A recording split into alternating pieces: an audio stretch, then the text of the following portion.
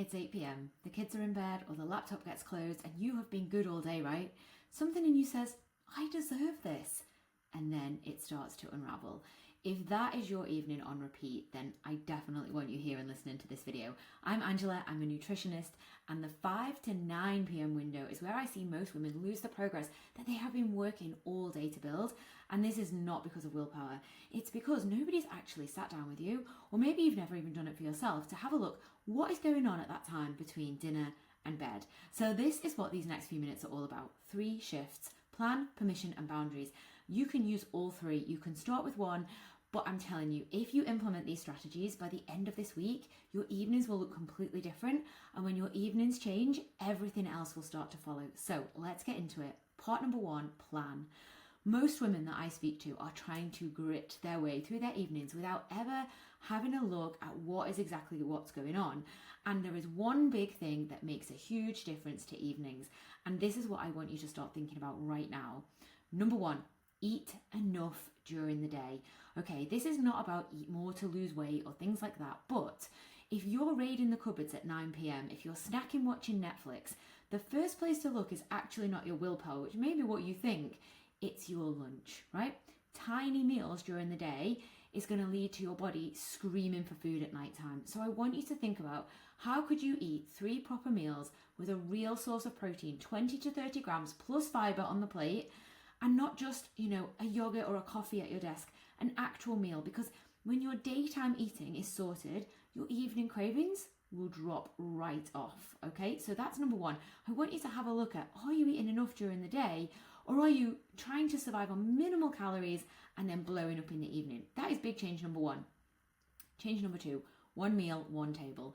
This is something I wholeheartedly believe in, people eating together. So not a different version for every person around the table, because it's not sustainable. You know it, I know it, so let's work out how we stop doing it. The best thing to do is to pick a set of evening meals, however many you need for your family each week, and make sure that everybody who has an opinion will eat them. Not diet versions, real meals, tray bakes, chilies, stir fry, and build the plate so yours is half a plate of veg, quarter plate of protein, quarter plate of carbs.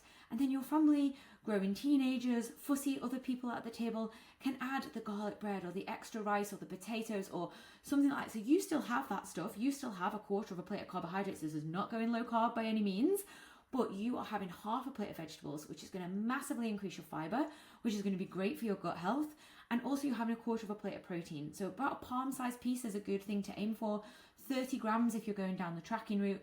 But start looking at your plate and making sure there is always a good sized piece of protein on there. This is what I teach my clients inside the Real Food Review, which is part of my 6-week reset. And it is the biggest single unlock for women who've been dieting separately from their households for years, because when we bring it together, it makes it sustainable. And then number 3, decide before the evening what your evening is going to look like. And I'm not just talking food here, I'm talking about your whole evening.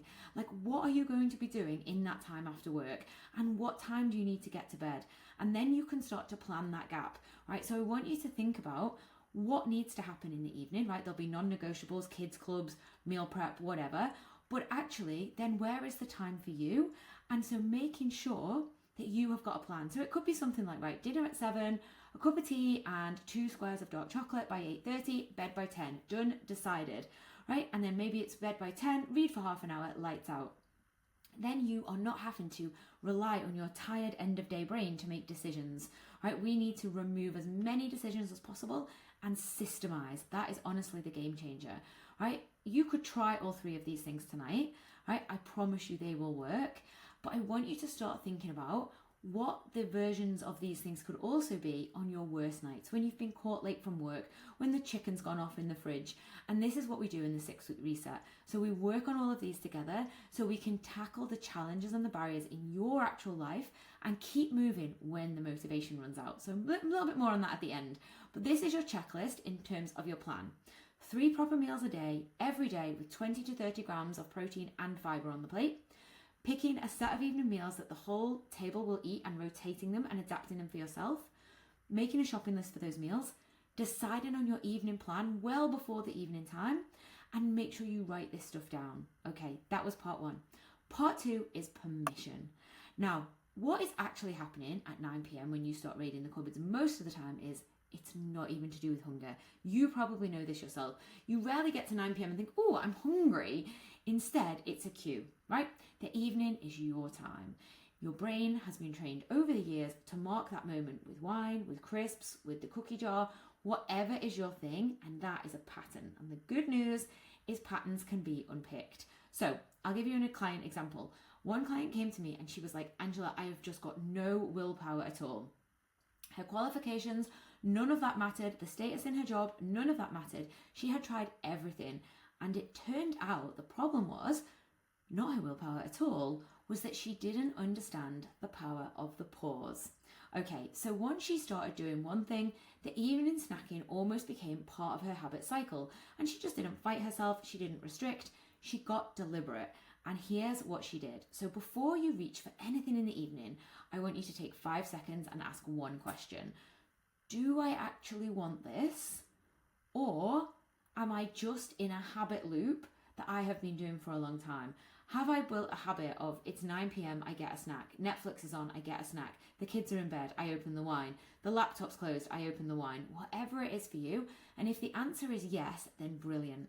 Because what I want you to think about is actually that's a habit and you can change a habit. So I'd like you to think, what would your ideal self do? Maybe she would make a peppermint tea. Maybe she would have planned a snack to have during Netflix. Remember, it's not about restriction.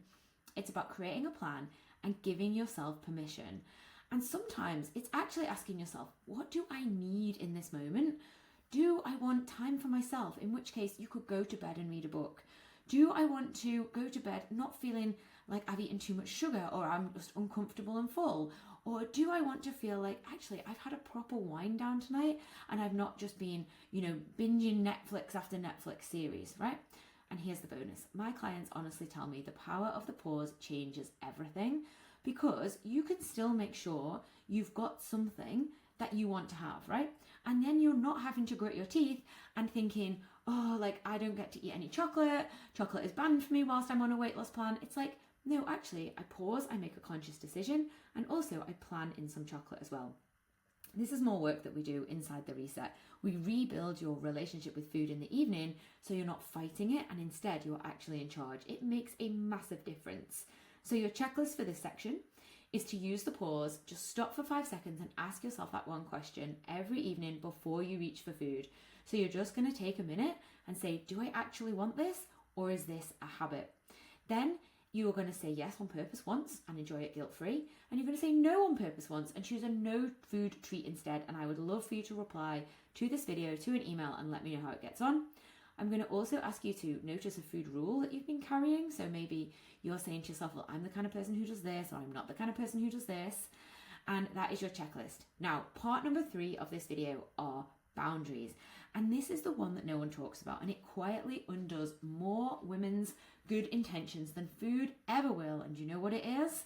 It's your partner, the people you live with, or maybe even if you're on your own, it is what you're telling yourself. So let's go down the route of partner first.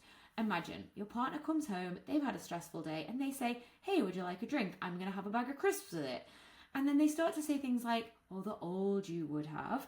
And we know they mean well. We know that they show love through these kind of acts, but you are trying to work on something different. You are trying to change your habits.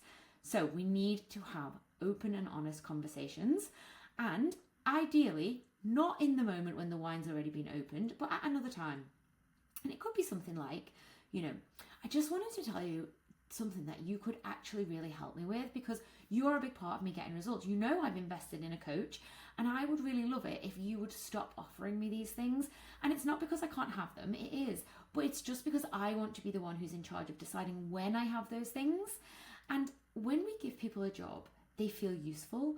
So if we can make our partner feel useful in our journey by saying what would really help me would be this or that or something like that, then it gives people a new way to care for us, right? Because most of these things, they're not doing it because they want to sabotage our efforts. They're doing it because they want to show love. And another big one I speak to clients who live with a partner is a Friday night takeaway. So, maybe you have always ordered takeaway on a Friday night and that's always been the start of your weekend unraveling. So what we want to do is say, can we just find like maybe a new takeaway, or could I cook something that we would both really like to eat? Because the most important thing to me is that we spend the time together. It's not actually about what we're eating. And if they start to push back and, make jokes like, oh, the old you would have always ordered a takeaway, you can just say things like, well, the old me wasn't really happy, and I'm really trying to be the new me who is really happy, and I would really love it if you could support me in this.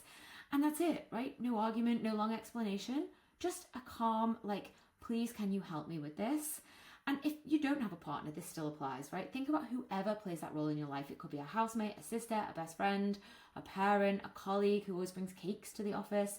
And the pattern is the same, right? It's someone who wants to give you something to show their love, right? But it doesn't mean you have to accept. So you can just say things like, thank you, that is so kind. I'm going to take that home for later. When I used to work in an office, I would keep Tupperware in my desk. And if somebody had made beautiful homemade cake and I felt like it wasn't aligned with my goals for that day, then sometimes I would eat it and sometimes I would put it in the Tupperware. I'd be like, oh my gosh, thank you so much. I'm going to take that home and I'm going to enjoy it because I'm not really feeling too hungry at the moment. I want to really enjoy it. Take it home. Whatever you do with it at home, nobody needs to know. And that has really changed the game for lots of women that I work with. And it will feel a little bit uncomfortable at first. But if you come and join the reset, we will script these conversations for your actual life, for the actual people who are causing you these troubles. And we will make it sound like you, and we'll make you feel really, really comfortable with how to say it. So have the hard conversation. This is your checklist, but do it calm. Don't do it in the moment, right? Make sure you're giving them some other way to show their love for you, right? And then maybe also have a review of your Friday night plan. If that's when you feel it pulls the thread and everything starts to unravel, then let's think of a different plan for you. And remember, just because somebody offers you something doesn't mean you have to accept it. You can decide for yourself what is right for you in any given moment. Okay, so I want to say thank you so much for listening. I hope you have taken so many takeaways from this video. I would love for you to reply and let me know which one are you going to start with. Are you going to plan? Are you going to do permission? Are you going to do boundaries? Don't overwhelm yourself, right? Pick the one that spoke to you the most and just give it a practice. Right? See how it goes. Drop me a message and let me know. And if you want to hear more about the reset, I would love to tell you. We can speak on a phone. If you are on the Isle of Man, we can meet for coffee. And otherwise, we can just message on messages. I don't mind, whichever format works best for you. But if you feel like, yes, this is the stuff I need to work on, then it's definitely time we had a chat. Thank you so much for listening.